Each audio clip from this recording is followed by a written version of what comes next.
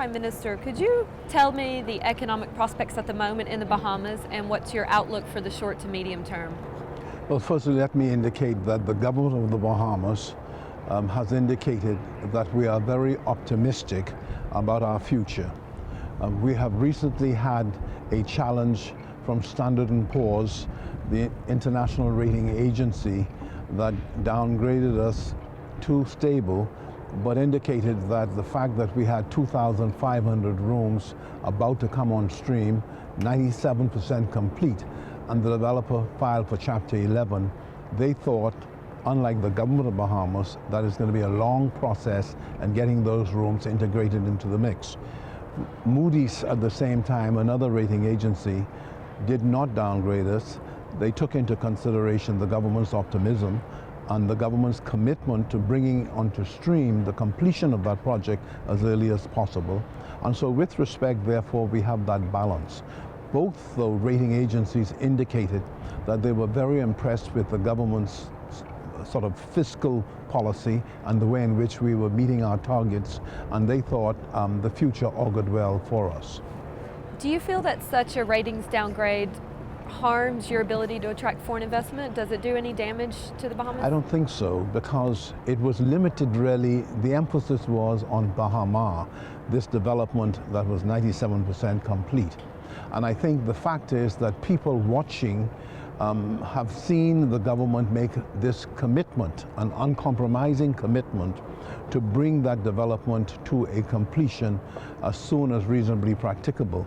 And we're going through that process now, but we have this commitment because of its importance to be able to complete the construction, have management take over, and have it really integrated into the tourism mix. But in the meantime, we have dynamic developments taking place all over the Bahamas. We have a $600 million investment by Genting in Island Bimini. We have investments in islands called Abaco, major investments impacting the islands well. We have new investments coming on stream in Grand Bahama, new Four Seasons investments in Eleuthera, new investments in Exuma. So you can see that the optimism that the government is reflecting is backed up by the fact that either in existence or in the pipeline, we have dynamic developments already in place and coming on stream beginning later this year and early next year.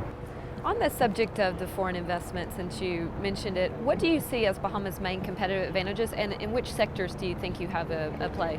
Well, firstly, we are the closest offshore country to the United States of America. We have fiberized our communications in the sense that we have fiber optic cables linking our islands, and therefore we have very sophisticated communications inter-island. You are therefore able to go into different islands for whatever levels of investment you would wish. So the competitive advantage of the Bahamas rests in the fact that with respect to all that an investor would wish to see, access to medical facilities, easy evacuation if they have to leave the country, proximity to the United States of America. We begin 50 miles off the coast of America.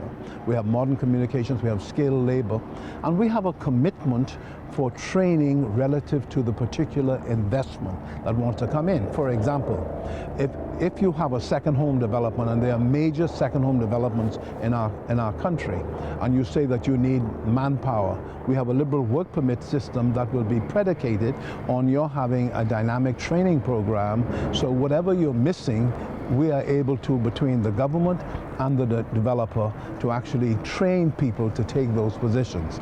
And so for us, it's a wonderful mix, our proximity, the fact that we have a skilled labor, the fact that we are English speaking, for example, and that we are readily, easily accessed to the United States of America.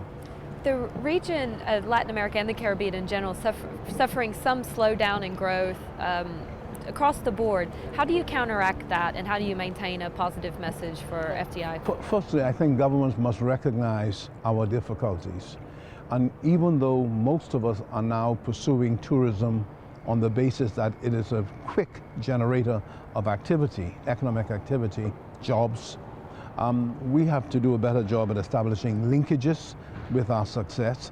So therefore, agricultural output and integrated into it, those things that you can efficiently grow. Fisheries, the Bahamas again has this incredible potential in fisheries, being able to integrate that into the hotel mix, the cruise ship mix. All of us have cruise ships come in, and to be able to find markets for our produce. And so, by and large, all of our governments are faced with this unemployment prospect and young people. And all of us, I think, are committed to training our young people, but we have to have activity for them to have work. And that has been a challenge for us, because when you do not find things for your young people to do, there's the potential for them to stray into criminality. And that is what we want to avoid at all costs. Being able to give our young people an opportunity to have a future that they can look forward to and a dignified existence as they move into the future. And so that is why I think we have approached economic development with a sense of urgency. And that is why we're very pragmatic in terms of our policies, being able to ensure that we do as much as we reasonably can to promote, to have them come in, to settle investors, to be able to have them incentivized in the things they do, the concessions we give, all with a view to being able to foster a stable environment economically, one that gives our people an opportunity for employment. Great, thank you very much.